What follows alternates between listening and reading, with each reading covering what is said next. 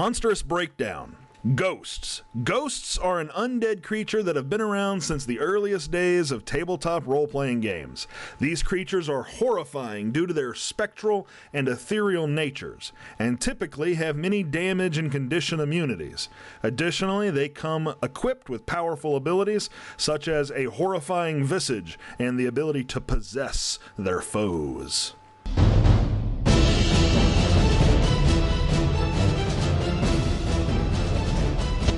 Hey everybody, thank you for tuning in. This is Justin, the host of this here episode that's about to begin. Wanted to give you all a heads up that we had network issues and kept losing Discord, so there will be times where the others that are in this episode cut out. I apologize for that. They will be corrected as we move into 2020, but thank you so very much for listening. Take care. Bye-bye.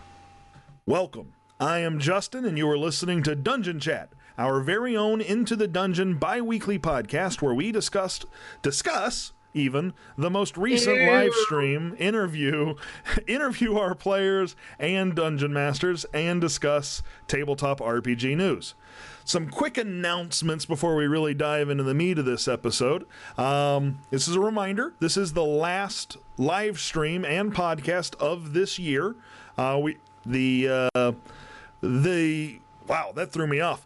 This is our last podcast with this recording equipment. New year, new sound.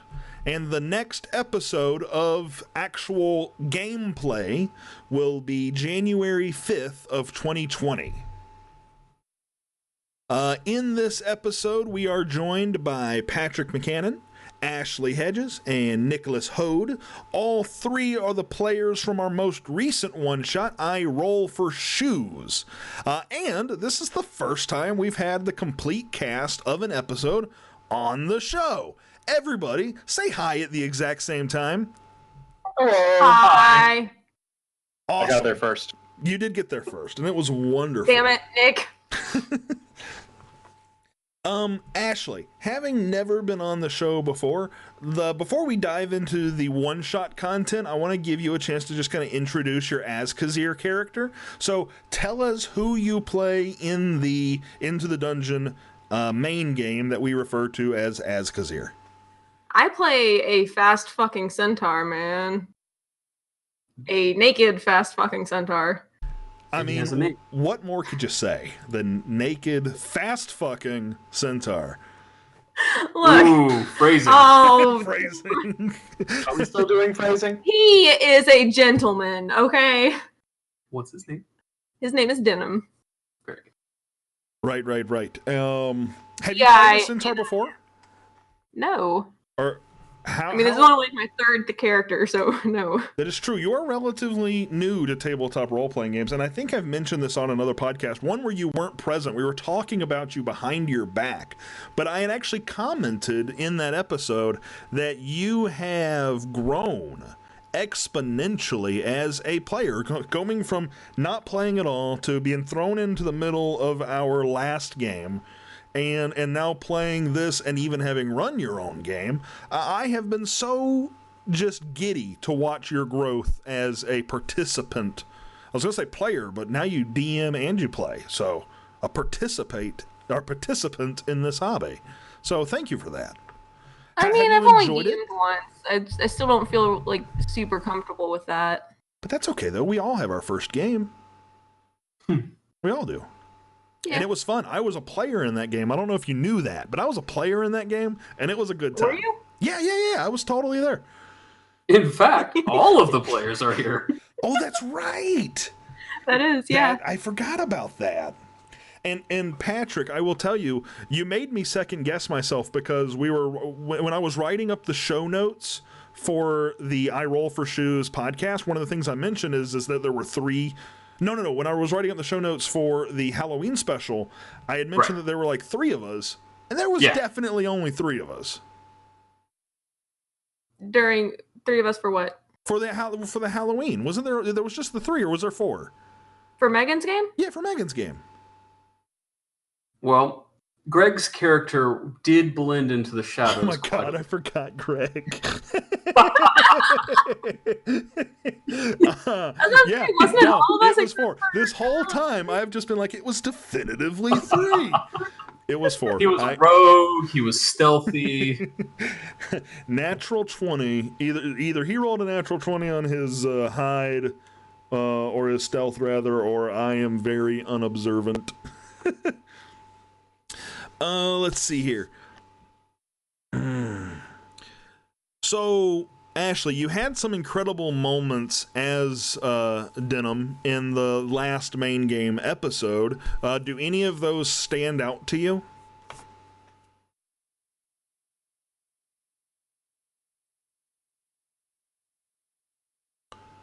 Oh no, are we having an audio issue? Oh no, quick. Don't know if we're coming through anymore. Well, give me a second.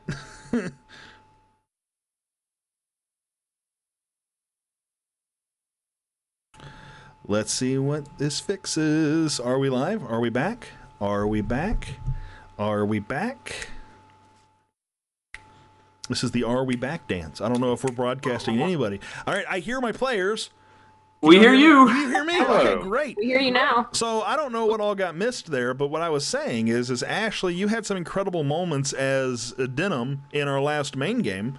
Do any of those stand out to you? I mean, I kind of forget a lot that happened. I remember there was a huge fight. Yep. Mm-hmm. So, well, all the big moments I remember from the big fight involved you and Axe and heads flying. Yep. Okay, well, I guess one of the most memorable head flying is the one that you didn't intend to let me kill in one swing. Oh, right. We're in the heat of a large battle. Yeah. You decapitated like a lieutenant who was supposed to be stronger, and I didn't notice that that's who you were attacking, but I wiped him off the field anyways. I feel if you rewatch that, I feel like I made it pretty clear which one I was attacking. Oh, listen, I do not doubt for a second that you made it clear. Yeah, I'm 100% I wasn't trying to doubting my perception. I mean, I wasn't trying to trick you. No, I know that. I think just between Greg disappearing from my memory and me not knowing who you were attacking, I think I just roll really badly on perception. Consistently. Are you even rolling? Yes, day to day. I pretty much make every decision throughout the day based on rolls. That's just how you're meant to do it. Yeah, absolutely. So we concluded the last game, Ashley, in a chase. How do you think that chase is going to conclude so I can take notes about it? Look, round 1, I intend to rage. Round 2, I intend to tackle his fucking horse, and he's going down. And if I remember correctly, I think chase rules, as written, actually says you can spend a inspiration to do something. Really? Yeah, because remember you said you had an inspiration. I think it makes it so. Oh no, that, you can counter. You can use it to like counter a. A setback. Yeah. Yeah. I feel like you've got this in the bag, but I'm gonna be tricksy, I think, and we'll see what happens. Now that I've actually had time to plan a chase as opposed to improvise a chase. You think you can outrun me? Ha ha ha. Okay, so switching gears to what we're all really here for today is the incredible. I get that it's self-promoting. I have played a lot of D&D in my time. This session of I Roll for Shoes was the most fun I think I've ever had improvising a tabletop role-playing game. So I want to talk about that, and I want to talk to our guest player. So that being said, everybody welcome Nick. Nick, it's so glad to have you both in this episode and in the one-shot. Say hi to everybody. Hi, everybody. That's perfect. That's exactly what I wanted you to do. Nick, how was I'm doing here, right? Where can I pick up my check? Yeah, there's no checks. After the show. I have this cereal by the name of Chex that you can just have. That'll have to do. Oh, perfect. Then we're good. And that'll be the standard. We pay people in cereal. That at least that's what I think should be the standard. I was going to say, it went quiet. Did we lose audio again? I was thinking about my favorite cereal. Oh, about how you want to be paid? Can we change the cereal, like check to check, or... No. Sure. Yeah, you can swap. Only what's available. Like 1 month, it's like Raisin Bran, and the next month, it's like Cap'n Crunch. Are we allowed to say? I feel like you're really selling yourself short on the adjustment from Raisin Bran to Captain Crunch. Like, I feel one of those is like definitively a better cereal. I don't know what you mean by that. It's controversial, folks. Raisin Bran is boring. Captain Whoa, Crunch is Captain Crunch. Yeah, but you don't always want Cap'n Crunch. That's gonna get boring. Sometimes you want some fucking Raisin Bran. No, if you get bored of Captain Crunch, you switch to Cinnamon Toast Crunch, not Raisin Bran. What is wrong with Raisin Bran? Listen, obviously the chat agrees with me, so we're gonna move on. There is no chat. No one's saying anything. Patrick and Nick. So this Nick, has devolved. It has, and that's okay. It's wonderful. Nick, I would not have met you had it not been for Patrick. So I'm wondering if the two of you together can maybe tell us how you all became friends and what led you both to playing tabletop role-playing games. All right, get the Halloween soundboard out. I have a lot of input on this question. Please. So Patrick and I are more like frenemies than friends, but we'll say friends for the purposes of our chat today. We actually met about 11 or 12 years ago at university, Georgia Southern, go Eagles, hoorah. Whose house? And specifically, our mutual friend, Katie Patrick, wanders the halls of Georgia Southern and found Patrick somehow and found me somehow, and that's how we actually met each other. Yep. Now, Patrick, this was in the dying days of LAN video gaming, and Patrick was desperate for people to play video games with on LAN. And I was dragged in. Patrick, this is all you. What's a LAN? So desperate, in fact, that I volunteered to do all of the troubleshooting for up to, I think at one point... You're not explaining what a LAN is. 8 or 9 PCs? Local area network. It's when a bunch of nerds get together and play video games with all their computers connected together. And somehow that led to Patrick living with me. He showed up one day, and you're stuck with it, I guess. His computer was very hard to troubleshoot. That's been a consistent. That's because you're not used to Macs. So hold on, wait a second. How do you go from playing? Well, first of all, what were you playing over LAN? Sins of a Solar Empire, man. That's what it was. Classic. Okay. That's the game. If I had someone volunteering to troubleshoot Sins of a Solar Empire for 10 of us, I'd probably invite that person to move in too. That's exactly what happened. Okay. So now how did Sins of a Solar Empire weave its way into tabletop role-playing games? It did not for many years. It's actually a very clear connection in that he made the mistake of letting me move back in as we're adults, and then we were like, you know what? We should try out this Adventurers League. Oh no, sir! You've left out a key piece of history, lost history. We must have the scoop. We're way off any degree of an outline or script, but we must know the scoop on this.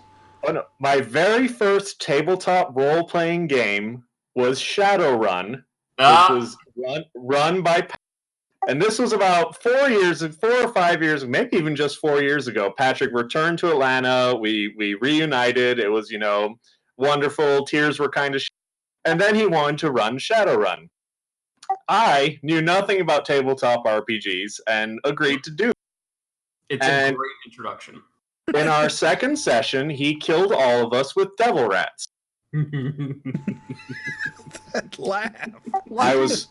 It's like Patrick knows what he did. Big, ugly sewer rats. Yeah.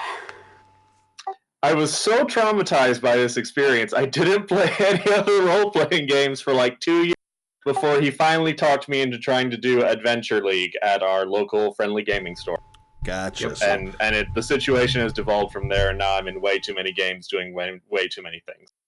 It's kind of an amazing. It's kind of just amazing that way, right? You Are you still there, Justin? Come back to us. Oh, I'm Justin? here. Do you hear me? Justin! Oh no. Okay, hold on. Y'all keep talking. I think we lost you. I don't know. Are we still?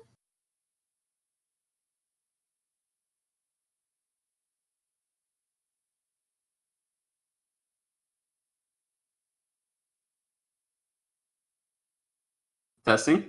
Okay, I I'm can't. back. I could hear all All right. of you, so the story came through loud and clear. It was only when you guys started calling for me that I realized everything was foobar. Oh, good. So This we is didn't- going so well. Yeah, That was this an is the important first. story. I'm wondering if it's where. So, for those of you who are listening and don't know this, I moved the whole setup down into the basement. Now, that sounds like a problem if I were on Wi-Fi, but I moved the router down and I moved the wired cable. It's been working fine all day, and we haven't dropped the stream at all. But for some reason, Discord's going nuts. But who knows? Who knows? So what I was saying is, before I was so rudely interrupted by Discord or the network, and hold on, no libel on Discord here. They make a great service. I don't know what's going on. But what I was saying is something, but I lost track of where I was. Let's see here. I was gonna say it's so amazing that something like Shadowrun can lead a person to playing these kind of stories and then getting addicted. Addicted maybe is a strong word, but there's nothing like the type of narrative we spin at the table with each other. No other video game comes close. Would y'all agree with that? I would. And addiction's probably the right word based on my expenditure related to these games. I felt like I heard a little hesitation from Ashley. Do you have a thought on this? I mean, I've played some pretty enjoyable games. I think I wouldn't say that D&D is more enjoyable than them. I think it's a different kind of enjoyment. Okay, that's fair enough. But, I do want to ask you, I want to kind of point this question at you, because there was a time, you and I met each other, and you were literally a resident at the apartment that I managed, and somehow we clicked. I think it was over Supernatural.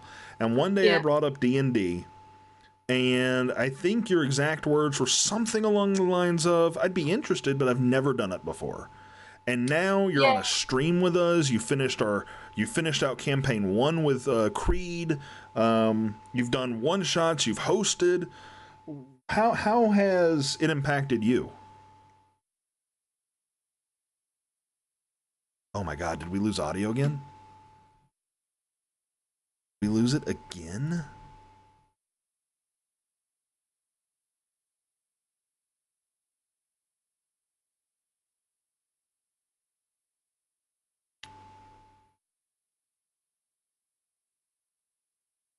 Or rather, the audio isn't coming through. Audio cut off again. Oh, this is frustrating. This is the first time this has ever happened. I don't know what all you heard. Did you hear my question? I heard.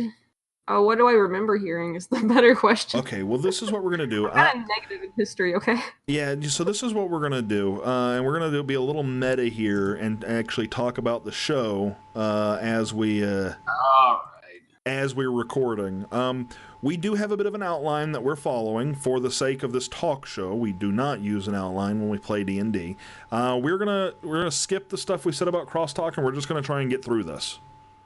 Okay. So Nick, this was your first time playing with me as your dungeon master. How did you enjoy it? Do you have notes for me? I really enjoyed it. Got to suck up to the GM, right? But one of the things I think that you did really well, and I wanted to call out, is you picked every individual person and let them have their moment. So let's say, there's 3 of us, something happens, we're all excited, and we're all trying to do something, and you did a good job saying, okay, let's let Patrick do something, okay, let Ashley do something, okay, let me do something. And sometimes that doesn't happen, and it gets harder, obviously, as your table size grows. And most of the tables I play at are 7 people plus. And sometimes you have half the table is doing one thing while the other half is doing the other thing.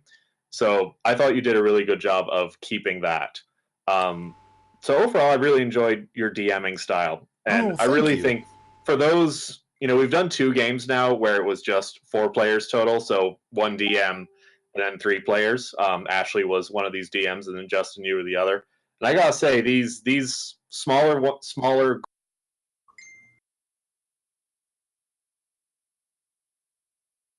Nick? Justin? I'm here. Nick? I'm here. Oh, okay. It just went quiet. That was scary. Yeah. Continue. I was ranting. The whole time. Oh no. Oh, then maybe you did blurp. Maybe you did blurple. But so no, ultimately yes, I liked your DM style, and it's hard to like offer feedback for a system like Roll for Shoes. I think with something like D&D or Pathfinder that has more strict rules, I could say, well, I think you could run combat better in this way, or I think you could allow roll da da da da. Yeah. But with something like Roll for Shoes, I think it went pretty smoothly by virtue of there being fairly little rules to have to hold people to. That makes sense. That's reasonable.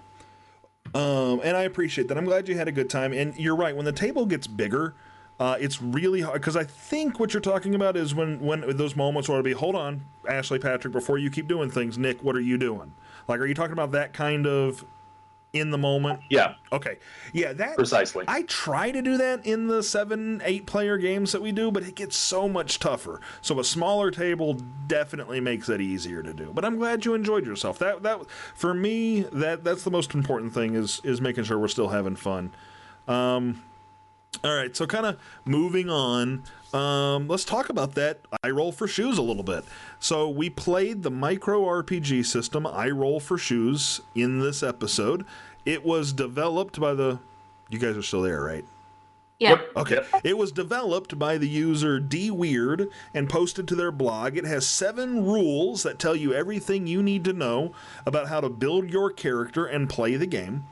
The session was our first time playing it, and it took practically no time at all for it to start moving pretty smoothly. We had a couple of hiccups, but we worked through them, and then they never came up again. In addition to these 7 rules, I wanted there to be a bit of pressure, so I added some homebrew rules to it. I gave each of the characters 6 health points, 6 HP. I declared that there would be no part 2, that if this game concluded and the heroes were unsuccessful, that they would either be lost or dead, and that each player would make their character a child between the ages of 8 to 14. So, Patrick, you played the character of Remy. Tell us about Remy. There were heroes in that mention? I don't remember. I know you've certainly started with the star of the show, the character that stories would later be told of. No. The Bard. Remy was me trying to figure out, what does a bard's childhood look like? And so I was trying to take the potential new skills you could earn in the system. Patrick apparently thinks a bard's childhood looks just like a rogue's backstory. Look, they all come from the streets, right? And it's in the streets that you learn your skills, all right? I had a stick skateboard. I had a wicked air guitar going on. Remy had it. He had it covered. For sure. Nice. Okay. And I think we'll get into it a little bit in some of the later questions, but just as succinctly as possible, do you feel like you got to explore the childhood of a bard in that character? Yeah, I would say he's set upon that path. Set upon that path. Okay, cool. Ashley, you played a delightful young lady by the name of Blair. Tell us about your delightful Blair. Well, she was named after the Blair Witch. I intended for her to be probably a lot more creepy than she came across, because I was intending to do it like a kid warlock, just a creepy ass little kid. that's made some kind of warlock pack. But it ended up like not happening like that. Were you upset? So that was one thing I reflected on after the game, is I knew that you had expressed warlock as a thing you were interested in, and really nothing patron-y happened. It was far more wizardy or sorcery. Were you upset by that? Did you feel like you were shortchanged that you didn't get to do the warlock bit that you wanted to do? No, not at all. I actually just intentionally stopped trying to. I stopped giving a shit about that like as soon as we started playing, because I realized that would probably be really annoying. Like, I roll to talk to Cthulhu. Okay. That would have gotten weird. Well, if you have any concerns about whether or not your character was creepy, one of the other things I asked the players to do was to tell me what toy, quote unquote toy, you brought into the game with you. What was your toy, Blair? That would be Chompers, the dead squirrel. That's creepy, Ashley. That was about all the creepy we needed. Look, they're kids in a D&D world. They have limited toys. Now, Nick, you played Jacoby. Tell us about Jacoby. So I envision him as being, I know, a lot of young kids get really obsessed with maybe science or, dinosaurs or stuff like that. I might have been one of those. So I wanted to do a character that was like a science nerd, but he fundamentally misunderstood everything that he actually read. So he's really bad at science, but he's really confident about the stuff he was wrong. Then you gave us character flaws, randomly chosen character flaws. And one of the ones that I got, because I picked 2, go figure, was that Jacoby is always hungry and always thirsty. And I decided to take that to be a key character trait. Like, this guy was he was chonky. He wanted to eat everything he could find. That was an obsession for him. And he would use science to find ways to eat more food. Gotcha. Okay. Yeah, that was... Your nose science. That's so cute. Real fast, my computer made a noise. Can y'all still hear me? Yes. Okay, good. It's making the noise again. That's weird, but you can still hear me. So, very cool. So, something that just kind of came to me, and it's not in our guide or it's not in our outline here, but I'm hoping we can just go in the same order: Patrick, Ashley, Nick. Patrick, can you recall a skill that you had on your character sheet by the end of the game that was your favorite? I think my absolute favorite skill was one that really just defined the I roll for shoes system. I already know what you're going to say. Gap between D&D and I roll for shoes. That was Remy rolling to fail to understand what was going on. So real quickly, I realized that in our explanation that the game only has 7 rules, I didn't really say exactly the crux of I roll for shoes. And the way it works is that you start with one skill on your character sheet called Do Anything. And that skill has a rank of 1, and that 1 tells you that you can roll a 1d6 to see if you're successful. If you critically succeed, not only you're gone. Okay. Bye, Justin. Bye.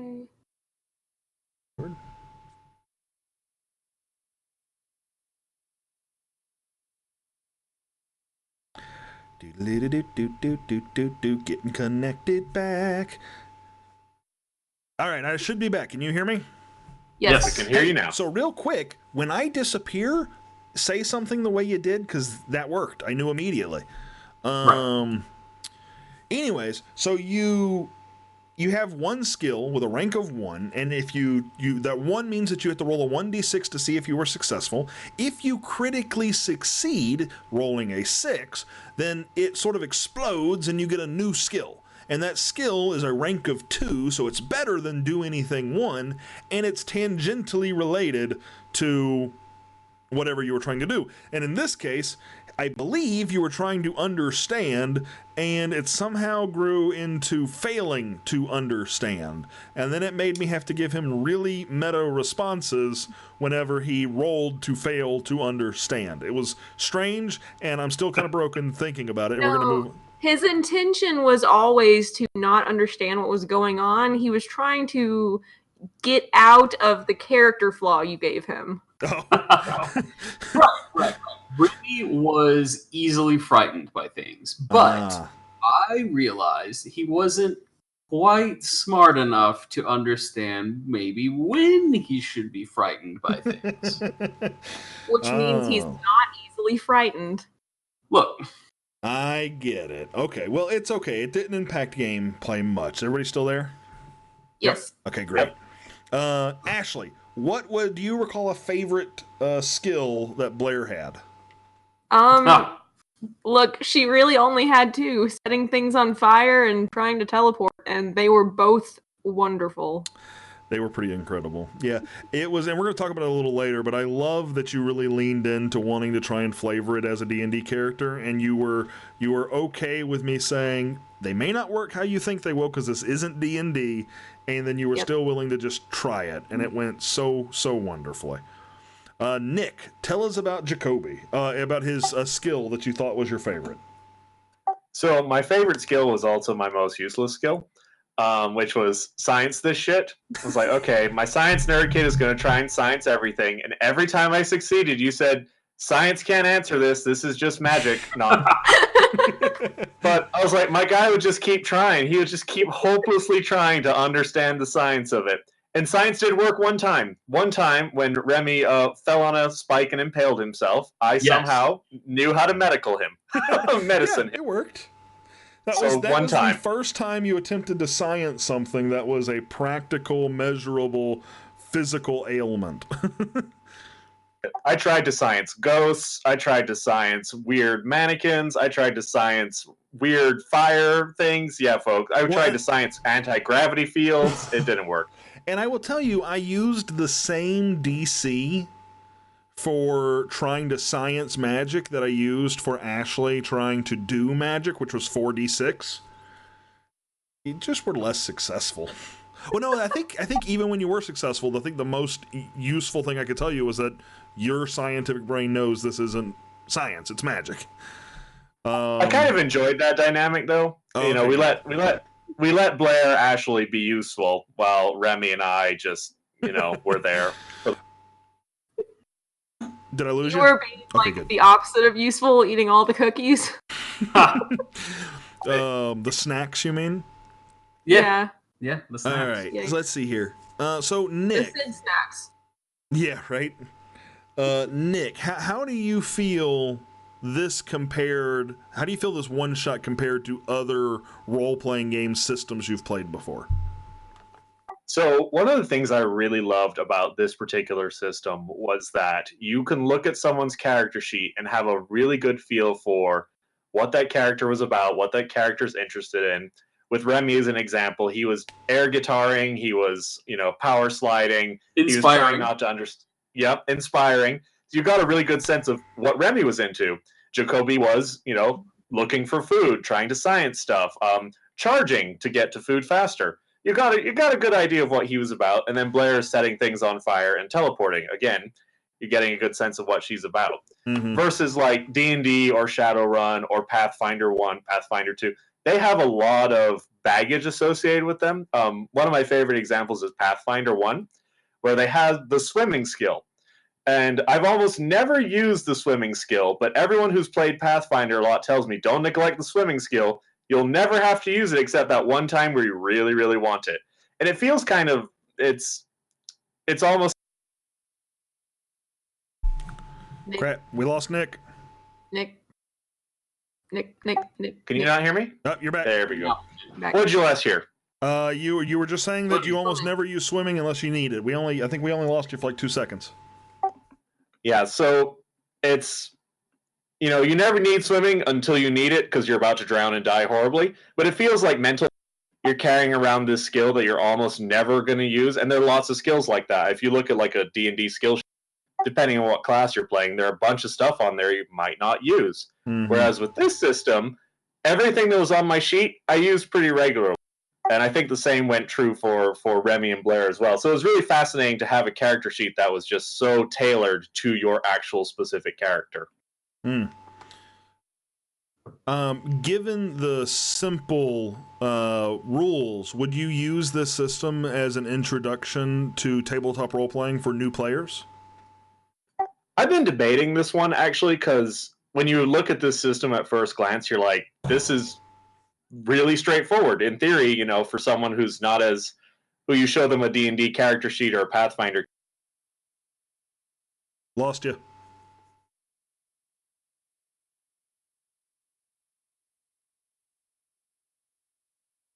Did we lose everybody? It's me. Shit. Ridiculous.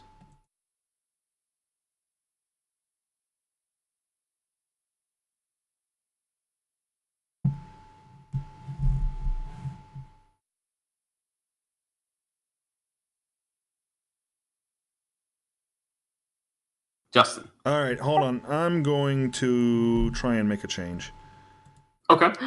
Change is good. Change is good. Change is better than dealing with this over and over and over again. Overview. What change are you making? I'm going to see if I can change the region that what server we're connected to. See if that helps us any. Okay. So I moved us from U.S. South to U.S. something. I don't know. Hopefully that makes a difference. It's a setting inside the server settings on Discord. Okay. Discord's, like, really bad at you for some reason. Yeah, it's weird. I don't know what's going on. And we haven't lost the stream, and we haven't, I don't seem to be seeing any issues other than with Discord. But carrying on, Nick, we lost a bit of what you were saying. You said you were wrestling between would you or wouldn't you use this to introduce new players. Would you summarize for us your thoughts on that? Sure. I think as comparison, I think Shadowrun is a terrible way to introduce players to tabletop role-playing games. Strongly disagree. But at the same time, I almost want, I'd be curious to try this system on someone who's not familiar with role-playing games but would like to get into them. It's a little easier of an investment because you don't have to bring anything except, someone can loan you some dice. So there's very little barrier to entry for someone. I would love to see how my grandmother would do this. Oh, we should set that up. But it's not going to happen. She lives in Kentucky. Well, you're going there. We're all going to Kentucky. Yep. Road trip. See, now Patrick wants to go to Kentucky. Wow. I'm a little on the fence on this, and I think the only way I'm going to ever know for sure is to try it on exclusively new players. But I think the most difficult part of D&D is making people feel comfortable roleplay. And obviously you don't have to roleplay, but I think even when you tell someone you don't have to roleplay, but then everybody else at the table starts using voices or talking in character, there's a bit of a pressure to do it too. And I think that when you have a system like I Roll for Shoes, it's 100% a storytelling game, that might be stressful for a new player, but maybe I'm wrong. Y'all can still hear me, right? Okay, good. Yes. I have a quick story on this one about role-playing. I was told when being advertised to go to D&D Adventure League that role-playing would not be necessary. Nobody role-plays at Adventure League. We would just go there and just play, We sat down at this table of totally random people. There were about 7 of us, and every single one of them had a voice and started role-playing instantly out the gate. And I was like, thanks, man. You didn't have to name me. Perfect. All right. So, Ashley, I think you had some questions prepared? I sure did. What were they? They're right here in the document. Yeah. Look, I can't read, okay? You're asking me to every time read you've had to and level up talk? your character, I've had to read the book to you. What book? Anyway, speaking of characters, Patrick, you're rogue boy in Askazir. You've had some pretty strong plans that have just gone totally haywire. And also, there were a few things that did not work very well for you in I Roll for Shoes. How do you deal with, having such a good idea that just gets ruined by bad dice rolls? You got to lean into it, I've had the same 3 sets of dice for 4 or 5 years now, and they've served me poorly. That went a different direction. Yeah. No. So it's just great fun, kind of being like, oh yeah, this would totally work if the dice will let it work, and then roll, and the dice don't let it work, and you're like, well, I guess we're fighting our way out of this situation. Well, can I make an observation on this? Right. Are these the same dice? So you know what I think it is? I think if these are the same dice you've always used for the last 4 or 5 years, I think these dice just love a good story. Because was it these dice that let you pump not 1, not 2, not 3, not 4, but 5 arrows into Lord Soth? They were. They helped Arendelle the Ranger get revenge. Absolutely. And may I say, those 5 arrows were in 1 turn. Arcane archers, folks. I think his dice save up energy because when he's playing in our games, there was one time he took a feat for D&D that let him re-roll 1s and 2s when he rolled. Let's just say he used that feat every single dice roll. Great weapon fighter, great weapon fighter, great weapon fighter. Became a bit of a mantra for the table. It's like, all right, roll your dice and great weapon fighter. Yeah. Oh, no. I think what makes it worse is that for a while I forgot that it worked for 2s as well. But yeah. You poor thing. So Justin, for you, how does planning a one-shot that's as simple as I roll for shoes compare to planning out a session of D&D? For the 3 of you... Sorry. Did you have more? Nope. Okay.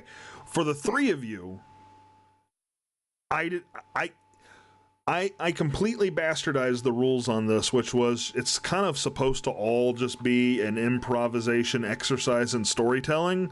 I prepped it exactly like I would prep a D&D one-shot. I knew what room did what, I knew where was where, I knew what would happen if you did certain things, and I planned it all in about a week. The only thing... No, that's not true. I was going to say, I stole some things outright. I stole puzzles and challenges from a few different sources, and I stole the layout from a D&D module because I'm bad at... I tried designing a mansion. I'm bad at it. I don't have an architect's mind. But I mostly just planned it like I would plan any D&D session, and it was fun. I enjoyed it. I think if I were running it for a different group, I may have been more lax about it, but I know how you all play, and I wanted to make sure you all had a fun time. So what would you recommend for someone trying to plan their own I Roll for Shoes game? Seeing as how a lot of what I planned completely went out the window as Do Anything is so versatile, I would just say go into it with expectation. This is kind of a general rule for DMing any tabletop role-playing that encourages improvisation, but just know that your players are smarter than you, and even if you and your player have exactly the same intellectual capacity, you are outnumbered, and they're going to think of things you didn't think of. And that is just true regardless. So just go into it ready to have fun and ready to roll with whatever happens. Nick, you there? I am. Hey, I got a question for you. And also, congratulations. Wednesday is your final game of the Saltmarsh campaign you're doing for the Adventures League group you mentioned. You've been DMing that and trying so hard to kill everyone. True facts. So Jacob E actually was killed by Justin in this game. What are your thoughts on character death as a player versus as a DM?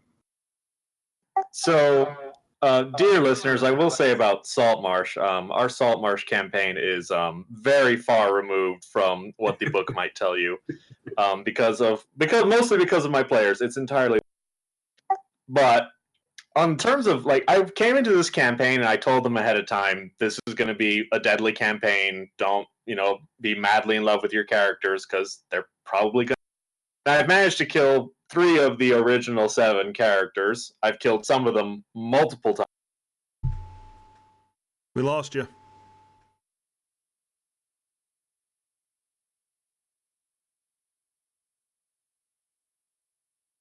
Lose me too.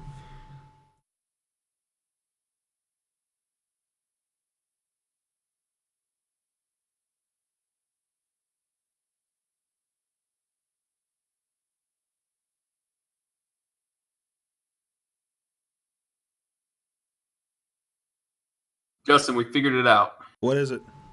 Discord hates Nick's rants. Every time whenever I rant. So, real fast, I had a similar thought as I had to disconnect and reconnect again, and I'm not sure what that would be doing to my audio. So, real quick, we're going to troubleshoot this shit right now, and we're going to do it live for everyone to hear. When Nick cuts out, I also get cut out from Patrick and Ashley. Do you guys hear me saying, "Oh, we lost you"? Can you hear me saying anything?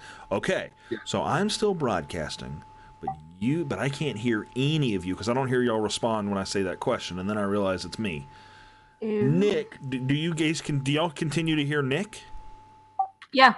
Well, sometimes we could hear him that last time. This is a me thing, guys. This is definitively a me thing. So I'm using push to talk, is why you sometimes hear me cut out. Gotcha. Just hold your push to talk down. I don't know. I have no idea.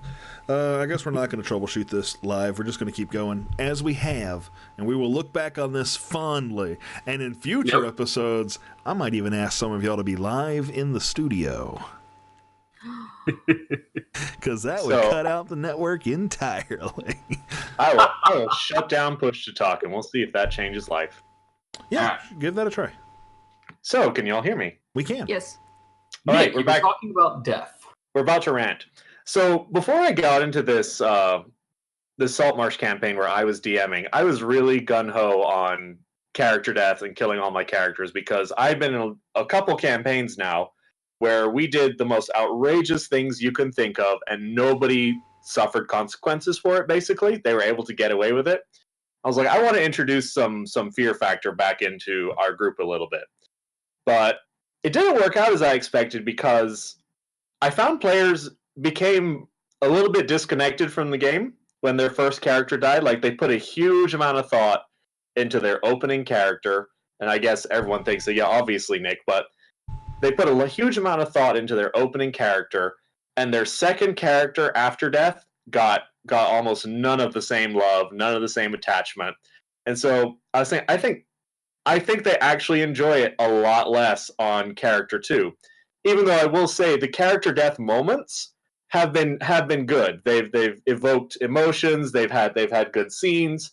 So I think people enjoyed those. Those were actually entertaining, engaging. I had one session where my player got himself killed blatantly. And he said, "That's the most fun I've ever had in D&D in years, because I got myself killed, and you actually killed me.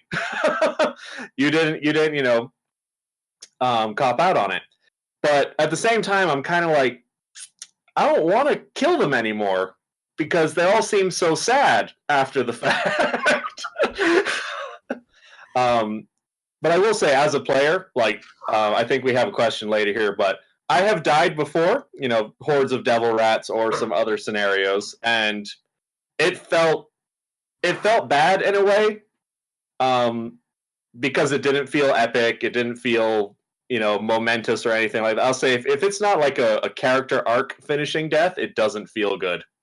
But we'll talk about what happened to Jacoby, I think, a little later in this session. Sometimes, quick mic check. Am I coming through? You are. Sometimes characters get their moment, and it's a beautiful death, and it's poignant for their stories, and something nice has happened in the wake of their death. But sometimes life just sucks, and it rips people from us before they accomplish the things they're going to accomplish. And I gotta tell you, I kind of love that in D&D. Like, I've got some players in my current game that are really attached to their characters and what they want to do. I really hope one of them dies to a death rat, or whatever the fuck you called it. Because that's gonna suck. And it's gonna suck to see that character's storyline, at least in its way, die. Justin, how did you feel in Creed's game with your character Trip? How did you feel about you didn't get to witness him dying so much as you did some stuff that went away from the group, and then he took control of the character, and then you didn't even figure out what happened to the character until the very last game. How did you feel about that, finding out that he was stuck in a sword? So some of that question is a bit loaded, and I will tell you why. There's stuff you don't know. Justin, if you're talking, we can't hear you. No. She brought up Trip. It's an emotional thing for her. Can you hear me? Gotcha. Yeah. I tripped.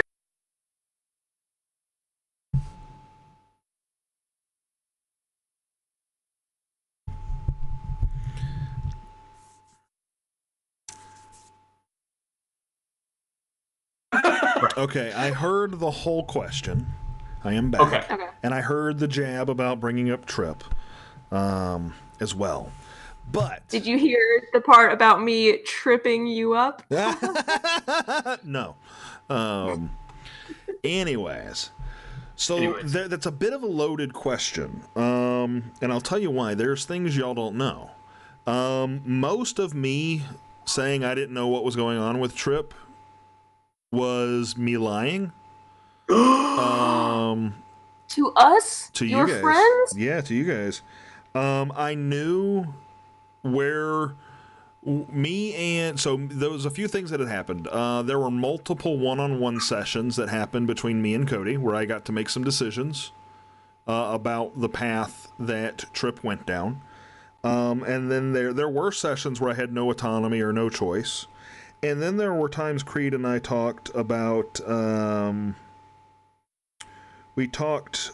what would be the best way to give Trip an ending. And it was because this character was not being played anymore, he became an NPC. So like any NPC or action in D&D, those become scripted. The improvisation with those characters is more how do the players in the game interact with them, not so much a player making choices. Like if I had full control over Trip, then it would have been, classic D&D and I wouldn't have known some things. But in this case, he was basically an NPC that I had some say over.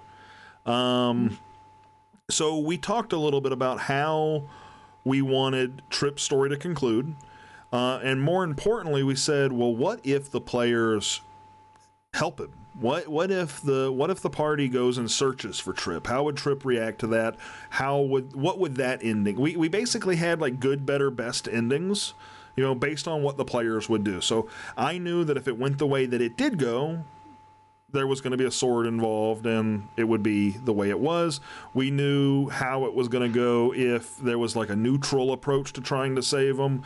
We knew how it would go if there was like a full-fledged attempt to try and save him. So we told the story we wanted to tell to give Trip a proper farewell. So you don't consider that like a character death thing? Oh no, he's dead. Yeah, I like Garnak better anyways. Aw, boo. I liked Garnak too, though. You got so mad at Garnak for jumping out of a plane that you were going to leave him. I did. We were in the middle. I had a plan. We were, yep. Arendelle may have been frustrated. Cornhill might have been frustrated. No. Patrick was frustrated as a person. Oh, no. We all... Anyways, all right, so... Hey, look, we're going to hold talk... on. There are things that may happen. I reference Matt Colville. He talks about his buddy who gets angry when he dies, and his buddy says, give me 30 minutes and I'll be fine. Sometimes things happen in the heat of a game where Patrick might be genuinely upset. But time passes, and now we're in the podcast, and everything's cool. He likes Garnak more than he likes Trip. I'm fine with that.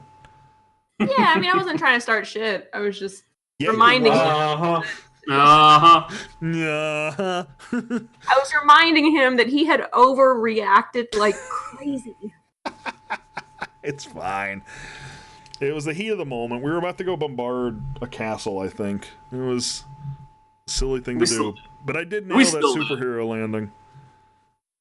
You belly flopped into the ocean. How many feet did you fall? Way beyond critical velocity or whatever it's called when you don't fall any faster. Like it was max fall damage as far as the roll, how many dice to roll it was. But I survived. I love that you couldn't just like ask for a lift down. You just jumped. That's what you do. All right, Like, where were we? We got sidetracked. Again, yeah, we did. Yeah. How dare we? I will add, just to conclude that section. Ashley, even though I'm moving back a little from killing characters aggressively, I do intend to kill all of them on Wednesday for our final Saltmarsh game. Yeah. Oh, boy. Good luck, Nick. I hope it goes well. Freed had plans for how he was going to kill everybody in our fight against Vecna. He fought. He fought. Player characters are surprisingly durable. Especially when you have a cleric. Life cleric. Nick doesn't have to deal with that. We have a cleric. He knows no healing spells, but onward. Great. Battle mercy. Anyways, Ashley.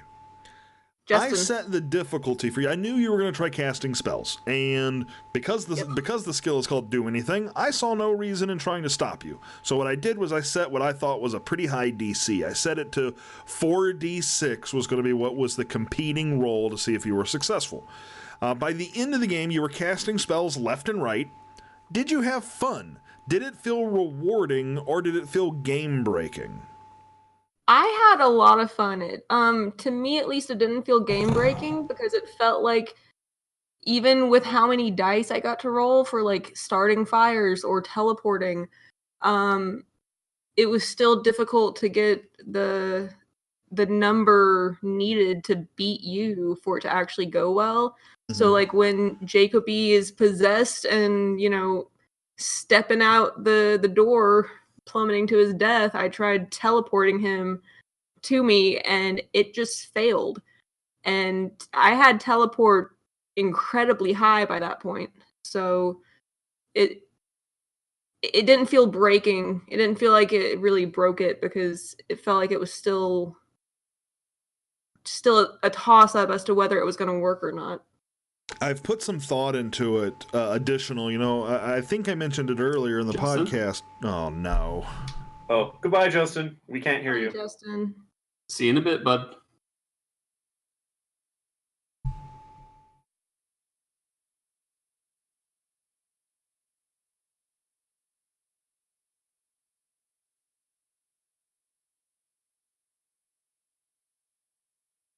Justin, you back? I'm back. I heard your whole thing. Okay. I think. What did you say? Or just remind me. Remind me the question that was just said. I got frustrated and it slipped my mind. You asked me if I thought that the spell using spells was like broke the game. Okay, gotcha. I thought there was something else after that. No, what I was going to say is, so I've put some thought into it since then. Because I only had a week to plan the one shot we did. I think in the future I would do 6d6 as the DC, the base DC for casting a spell. And I like this because technically a 1d6 can still beat a 6d6. And I think it would still allow a player to scale up their capability as a spellcaster in the way that you did. It would just take a little longer. And so I think that's how I would tweak that.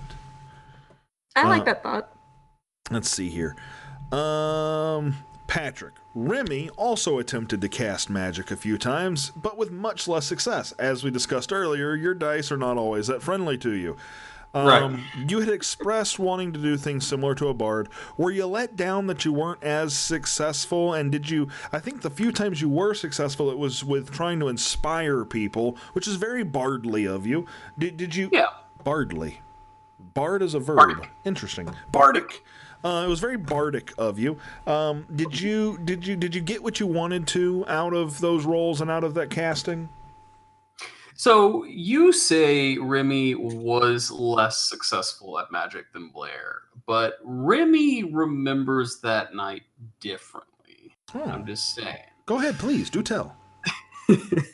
No, but Remy fails to understand basic everything. I think there was one moment where Blair did something magical and Remy failed to understand what happened. So he legitimately thought that he was the one who did whatever happened. And he was like, yeah, I'm awesome. Uh-huh.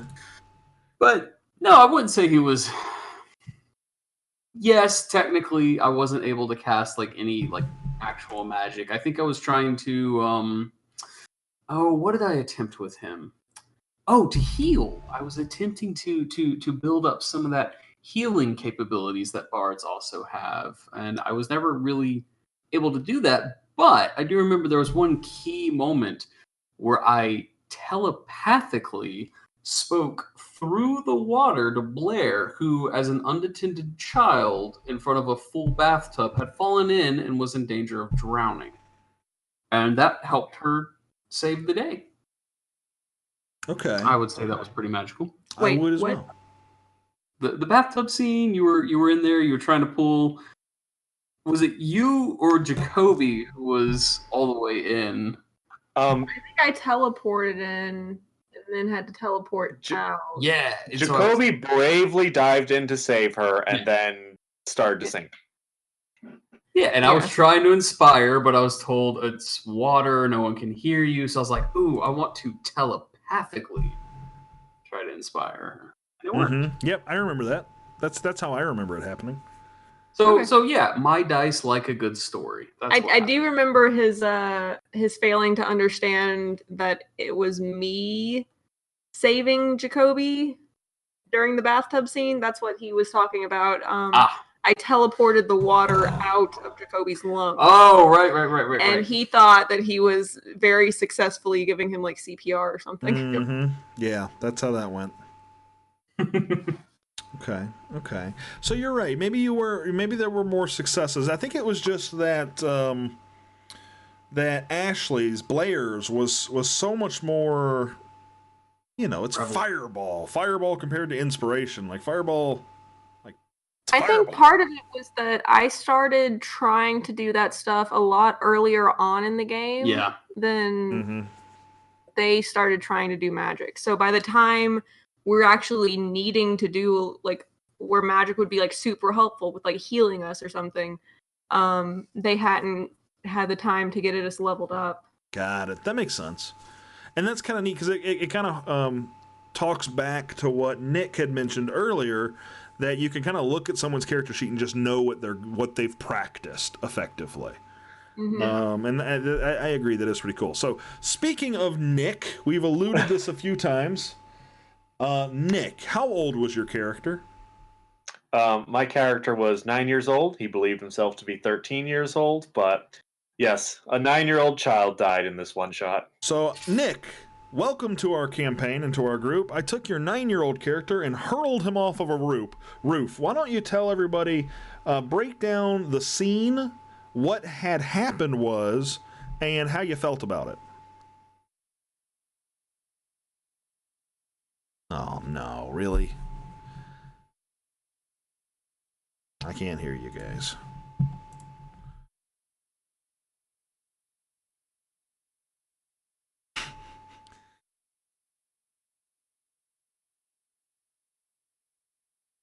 Doesn't understand. It's truly incredible that happens every time Nick starts to talk.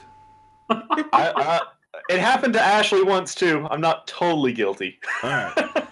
Nick. So, did you hear everything I said? I did. Okay, carry on, my wayward son. So we are finally at the third floor of this haunted house. We've had a lot of horrible bad things happen to us, but Jacoby has scented the delicious smell of cookies, which are actually like health potions. But Jacoby wants those cookies. We open a door and we find two ghost children playing.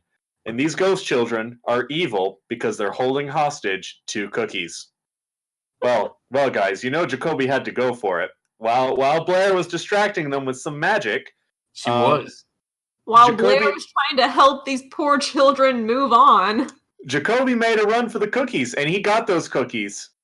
He didn't get to eat them because one of the children possessed him and then jumped out a window. Well, an open door, technically. And then that moment when your GM says, you just took more damage than you have health by a substantial margin. Yep.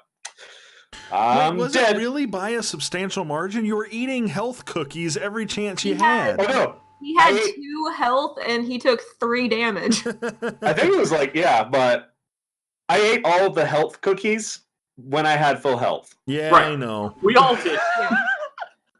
They were tasty, man. I kept describing it as you guys felt amazing, but I just... Yep. I was like, I thought they were like weed brownies, honestly. I figured my 9-year-old kid who loves food is not going to be thinking meta about I need to save some cookies for when I'm hurt. Yeah. I was like, nah, he just eats these.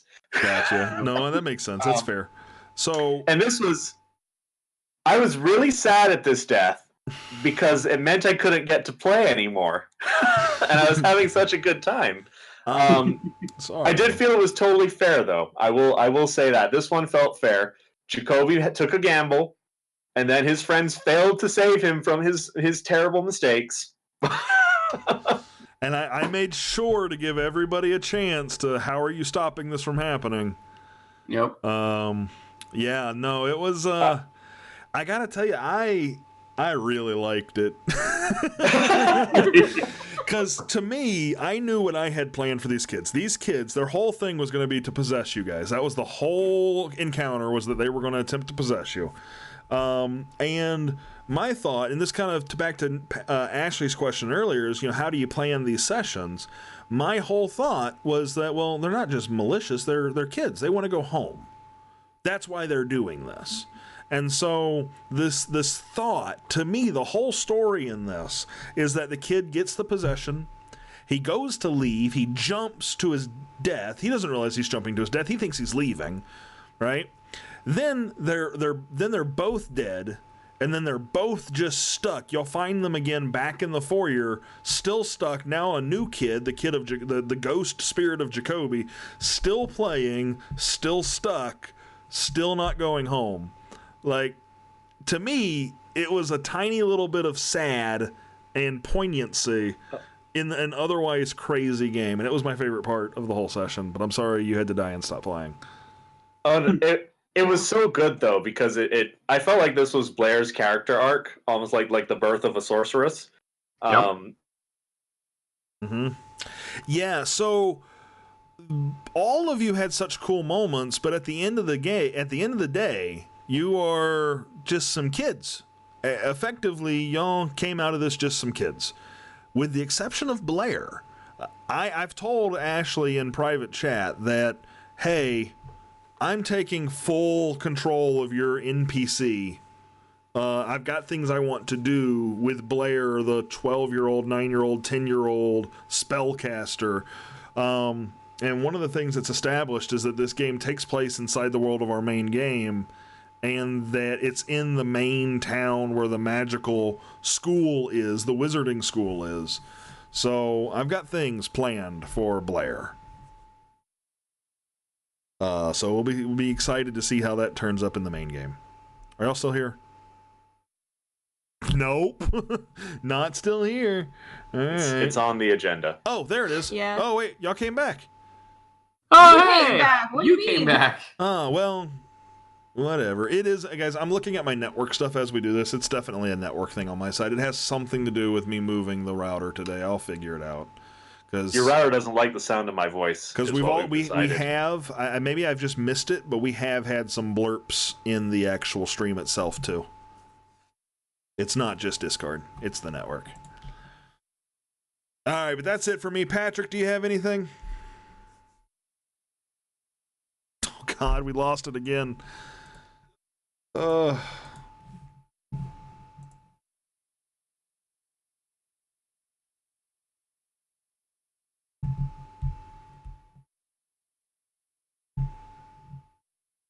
I'm okay with. That's it for me. Patrick, do you have anything? Woo! All right, yeah. So I've been thinking about something Ashley said about how Blair started trying to work spell casting and magical abilities into the game earlier on, so that by the time we're getting into the late game where where it's really gonna matter, we're down to the wire, Blair's gonna come in and do some awesome magic stuff. But I was thinking, I was like, I don't want anyone listening to have that key takeaway of, okay, if we're going to play I Roll for Shoes, everyone needs to start working on magic as soon as possible. What does everyone do? I'm going to start rolling for my magic. Because I'm thinking, if at any point during that one shot, if someone intelligent or if an adult had been there, things might have gone differently. Maybe someone could have been doing some investigation checks or a little bit of persuasion. And I don't think those more like staple D&D skills made their way onto anyone's character sheet, which, again, we had a great fun, we had a great time, and we managed to come out the other side. But I think there's room there for if you just want to play that system, but you don't need magic. You can still think up ways to get past obstacles or overcome challenges. But we were kids. We were in a haunted house. It was a bit silly. There was definitely that element of kind of like a Saturday morning cartoon feel. So I wanted to ask both Nick and Justin, currently running games, both active GMs, describe how you would run a serious game of I Roll for Shoes, and what setting do you think would it work best in? Justin, let's start with you. Sure. First and foremost, is my mic working?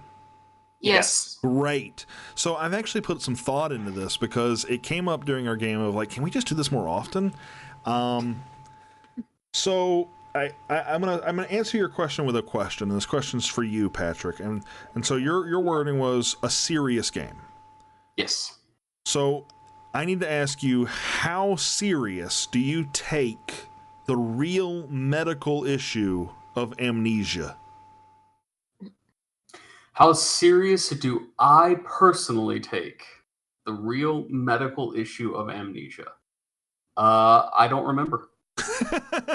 So the reason I'm asking that question is because my solution, my thought on how to do this seriously is that every day or every time the player's characters sleep, they wake up with Groundhog Day scenario and they don't remember their skills from the day before.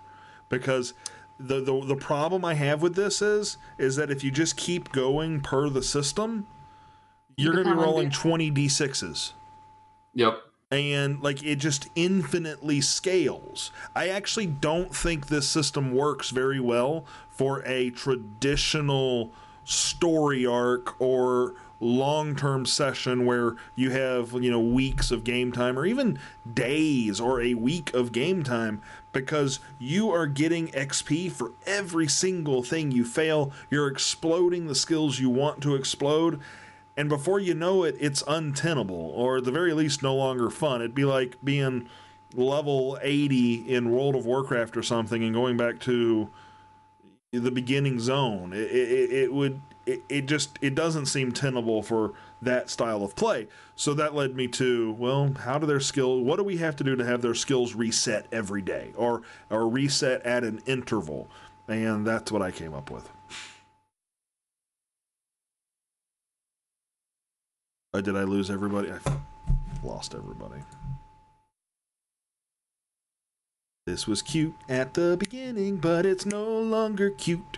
It was cute at the beginning, but it's no longer cute.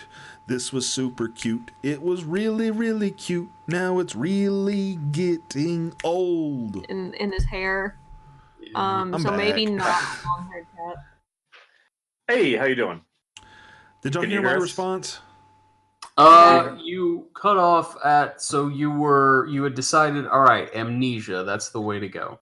Yeah, you didn't want us to be level 80 World of Warcraft super Oh, I players. was gonna say, God, that sounds like I missed everything. No, I was basically just saying that's the only way I could think to make it work, and then I said, Nick, what do you think? So I really think this is more geared towards one-shots just because of the same problem you described, where after one session, Blair was unstoppable sorceress monstrosity at, 8 years old, Blair? How old were she you? was 10, 11? Yeah. So we have 10? 10-year-old pyromaniac sorceress. Yeah.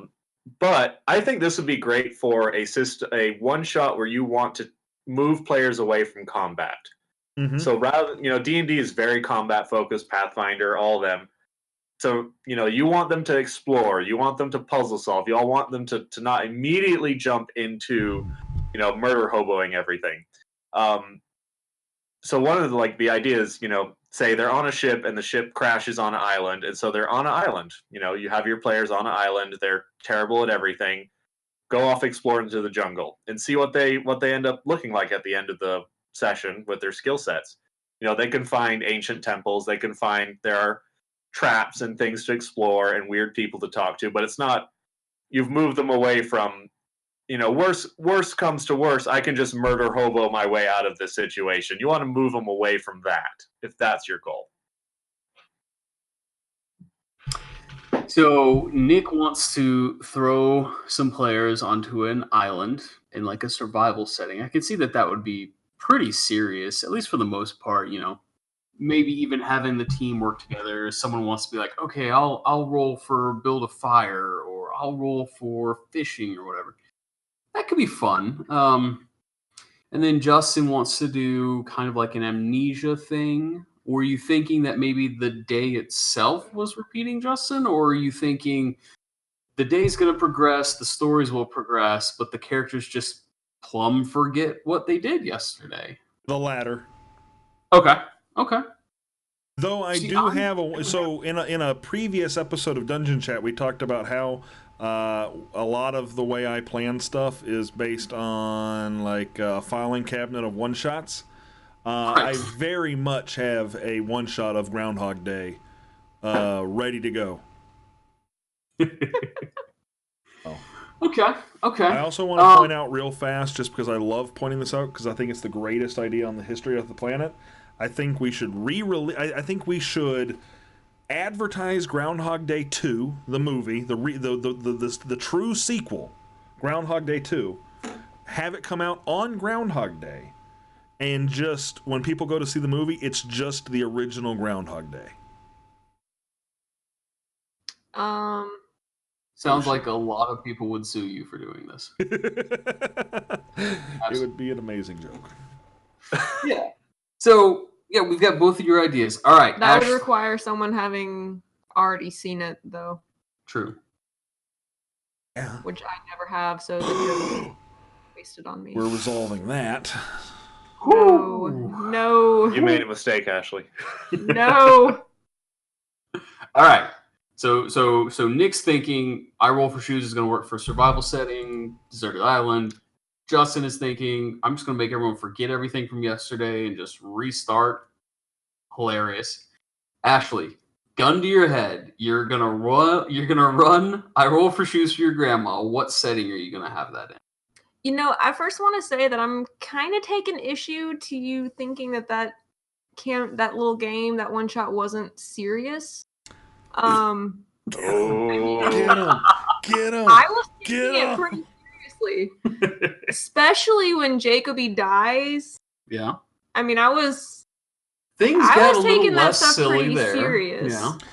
Just because and the bathtub. Yeah, the bathtub was pretty terrifying. And honestly, Justin, I'm still trying to work out. Patrick, you said earlier that you didn't think magic was necessary in I Roll for Shoes. Yeah, Justin, Justin. I'm still trying to figure out how we would have gotten that skull out of the bathtub without teleportation. You didn't keep swimming. It was only 20 feet deep, and you had the skill kick off floor. But things were grabbing at us. Yeah, well, I mean, I don't think you thought that through Yeah, well, fully. yeah, Well, let it all out, Ashley. Now's the time. He was relying on that whole the players have more bandwidth. Well, I Yeah. think actually you just hit the nail on the head. If you're talking about what I think you're talking about, the players are smarter than the DM, and even if they're not, there's 3 of them in this case. They'll figure something out, and I'll think it's clever, and I'll let it work, which is basically what happened, except for the dice. So I will say it's not always true. I do recall a certain Shadowrun campaign where the players were decidedly not smarter than their GM. So yes, Ashley, you're running a roll for shoes Yeah. for your grandma, maybe some other adults or elderly, or just people new to role playing entirely. What setting do you use?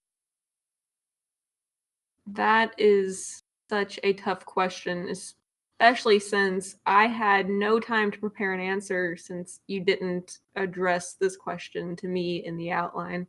I know. Thank you for that. But I think I would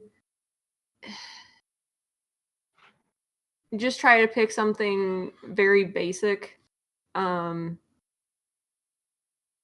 they're in a castle or something. Something that's very clearly that will get someone, into like, hey, this is a fantasy thing, just you can do anything and it's all made up and And the points don't matter. Right. Yeah, right. So if I can tag in and offer a touch of assistance to Ashley on this very difficult, unplanned question, she's got her especially hand considering up. she's Please. played, I think, 3 campaigns, the Saltmarsh, Creeds, and mine. no, I have not Saltmarsh. Oh, okay. Well, still, I will say that I also struggled on where I was going to put this.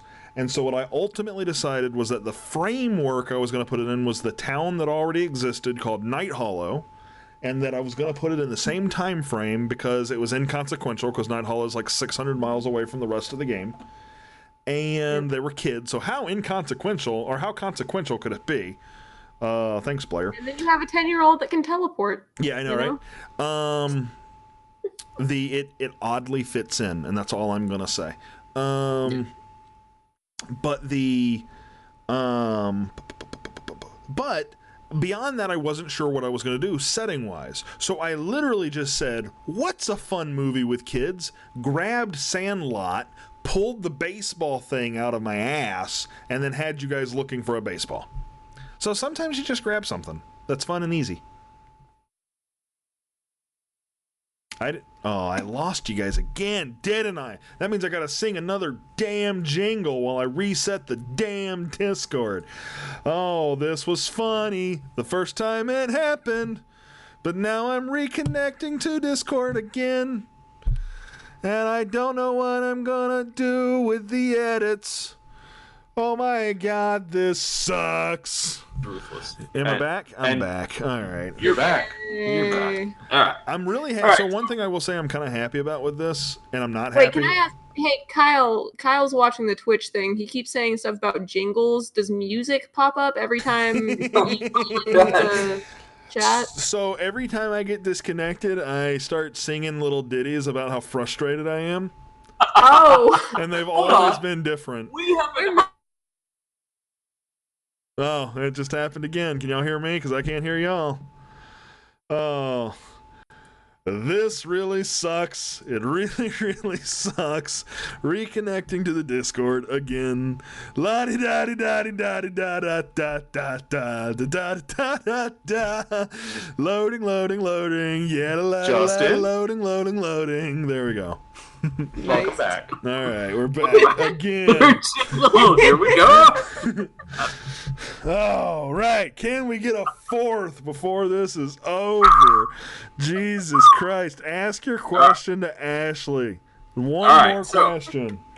I just wanted to say, Ashley, don't be too mad at me. I really wanted to gauge kind of y'all's thoughts on the matter, because I know we all walked away from playing I Roll for Shoes. Justin, how many hours were we at that table? I lost track. It was such a good time. It was like maybe 6? Maybe 6? It was like 12 to 6, 12 to 5. Yeah, somewhere in that ballpark. So we all walked away from a 6-hour session, and we've had 4-hour sessions, we've had 8-hour sessions, we've had 12+ hour sessions, but we walked away from that one, all of us thinking about it. I know we did. And I've actually kind of been thinking about it as well. And I'm thinking, a great way to maybe introduce how to play I Roll for Shoes is to tell someone, think about your favorite character from a TV show or from a movie. What would that character do? And attempt that. And just kind of build up from there. And so maybe someone would be like, oh yeah, I want to play MacGyver. Absolutely. Let me start building MacGyver skills or whatever. Someone else could be like, wow, I hate you someone else so could much be right now, like, Patrick. what would the Terminator do? I don't know. So that's just something I've been bouncing around in my head, how to make the game a bit more. But Ashley, you're absolutely right. I did you dirty. I told you beforehand I was going to ask you a different question, which is this. What is the next experience that you hope to experience or encounter? Eloquent. Very eloquent. With D&D. Read the script, Patrick. Please allow myself to introduce myself. And are there any specific character combinations you're thinking of trying out in the future? If there's a one-shot or something happens to Denim because he was the one who got bitten in the leg by a shit rat? We healed that already. Or is there a new challenge that you're really hoping Denim will get to face soon? So I've been really enjoying, I think the first campaign that Justin tried running, I had a character that had a really terrible backstory, and it made the character very angry and just wanting to get in all the fights and go on the adventures to kill all the bad people. And that just wasn't any fun for me. So, but since then, I have realized that I really enjoy playing just the most ridiculous character that I can think of. So whether it's Mindy, just her only personality trait being that she was an idiot and had the most redneck accent ever, or Denim. No. Hey, y'all. I can't read, but have y'all heard Vecna, you fucking nerd. You had to go to school to learn magic. There we go. No. Thank you. So yeah, I realized that the dumb, ridiculous characters are my favorite. So like Denim, I just want him to be fast because he's part horse, and that just I love it. And depth. Yeah. So what I'm really looking forward to is just completely breaking Justin with Denim. He is eventually going to be. I'm going to be multi-classing him into Monk so that I get. No wait. Yep, Monk was in it. Monk was there. Monk is just for speed, I think. It's the Rogue. I'm taking like a few levels in Rogue so that I can get Cunning the Action Thief. Dash. The Rogue Thief, and then have a climbing speed equal to my walking speed. In which case, the Centaurs, your climbing speed's like quarter what your walking speed is because you're a horse. He won't even, like, I can just be climbing everything. And he can't say anything about it, despite the fact that I have 4 legs. Rules and they are written. horse legs. Justin, real quick, what's the motto of the game?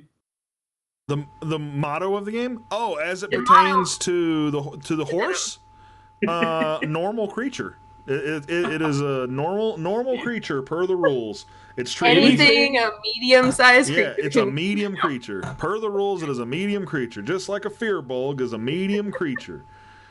Stupid. And honestly, everyone keeps acting like Denim is like super huge, but Greg's Fearbulg is taller than Denim is. You know what? Medium creatures. Medium creatures. Yeah. Medium creatures. I just have a lot of junk in the trunk. Yep. A whole bunch. Including. I'm waiting for Justin's bandits to start having like anti-cavalry tactics. Napoleonic. The bandits like form this infantry square, and Napoleonic infantry squares try and stop Denim. Oh no! So there's There's a barbarian thing later on in Barbarian that I'm going to take that gives me a fly speed. Yeah. So I'm going to be like really angrily flying around. Nick, you know when Heroes of the Storm, that dryad creature? I'm over here thinking, yep, no, Justin's just going to kill this character. No, I'm excited. Truly I'm excited. Can y'all hear me? Yes. I'm excited. I really am. I think I love those kind of characters. I agree with you. The last character, Dinah, I know what you were trying to do, and I think you set out to have the best of, with the best of intentions on that. And you started Dinah. Dinah was before Mindy, right? Yes. Yeah. It was. I 100% see that narrative of you did this thing.